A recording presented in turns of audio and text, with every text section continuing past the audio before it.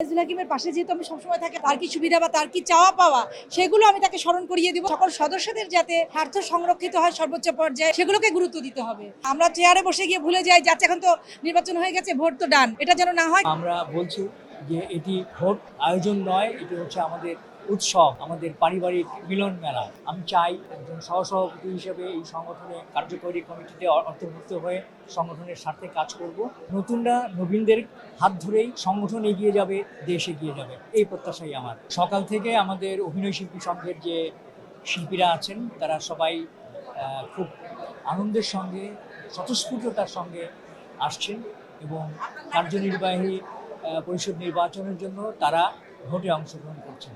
যদিও আমি বলছি বা আমরা বলছি যে এটি ভোট আয়োজন নয়, এটি হচ্ছে আমাদের উৎসব, আমাদের পারিবারিক মিলন মেলা। তো এই মিলন মেলায় সবাই আসছে, সবার সঙ্গে সবার দেখা হচ্ছে এবং তারা তাদের পছন্দের কিছু মানুষকে কার্যনির্বাহী সদস্যের দায়িত্ব দিয়ে সংগঠনকে গতিশীল করবার জন্য, সংগঠনের যারা সদস্য আছেন তাদের কল্যাণে কাজ করবার জন্য দায়িত্ব অর্পণ করে। আমার প্রত্যাশা হচ্ছে দর্শকরা যেভাবে আমাদেরকে ভালোবেসেছেন, আমাদের অভিনয় শিল্পী সংঘের যারা আমার পরিবারের সদস্য আছেন তারা, যেহেতু আমি একজন সহসভাপতি হিসেবে পদপ্রার্থী হয়েছি, আমি চাই একজন সহসভাপতি হিসেবে এই সংগঠনে অন্তর্ভুক্ত হয়ে কার্যকরী কমিটিতে অন্তর্ভুক্ত হয়ে সংগঠনের স্বার্থে কাজ করব। আমাকে অনেকেই ভালোবাসেন, তাদের ভালোবাসা নিয়ে আমি সামনের দিকে এগিয়ে যাই। খুবই চমৎকার, খুবই সুন্দর পরিবেশ।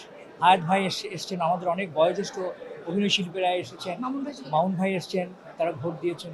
প্রত্যেকেই আমাদের অনেক নবীন অভিনয় শিল্পী যারা এই সংগঠনের সাথে যুক্ত হয়েছেন তারা আসছেন, তারা ভোটে অংশগ্রহণ করছেন এবং আমি বিশ্বাস করি যে নতুনরা নবীনদের হাত ধরেই সংগঠন এগিয়ে যাবে, দেশ এগিয়ে যাবে, এই প্রত্যাশাই আমার। আমি যেটা দেখছি যে আইজুল হাকিম অনেক দিন থেকে অভিনয় করছেন, সাংগঠনিকভাবে খুব এই ধরনের নির্বাচনে সে অংশগ্রহণ করতে আগ্রহী হয় না।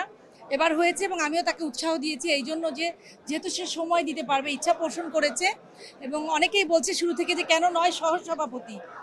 আমি বলেছি যে সহসভাপতি যদি ও পদের জন্য প্রার্থী হয় বা নির্বাচনে অংশগ্রহণ করে, সবাইকে ভালোবেসেই বলছে যারা দাঁড়িয়েছেন তারা অনেক যোগ্য, সবাই মিলে মিশিয়ে কাজ করবে। আমি বিশ্বাস করি যে একজন সাধারণ সদস্যও কিন্তু আসলে এরা তো প্রতিনিধি, তাই না?